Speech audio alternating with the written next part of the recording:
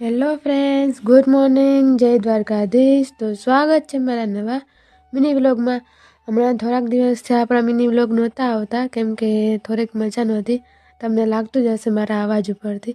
અને જો આજે છે ને મસ્ત મજાના ચકલા રમતા હતા અને પોતે જ ચણ હાટું બાસતા હતા.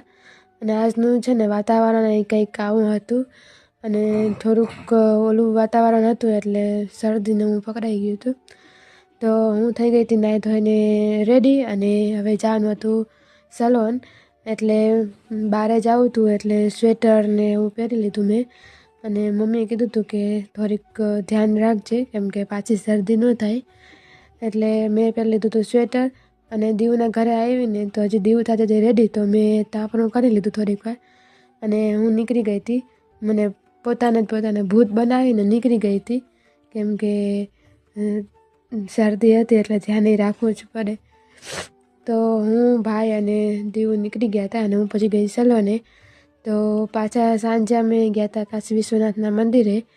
હું અને દીવ આવી ગયા હતા દર્શન કરવા અને અમે તો દર્શન કરી લીધા. તો ચાલો હવે તમે પણ દર્શન કરી લેજો.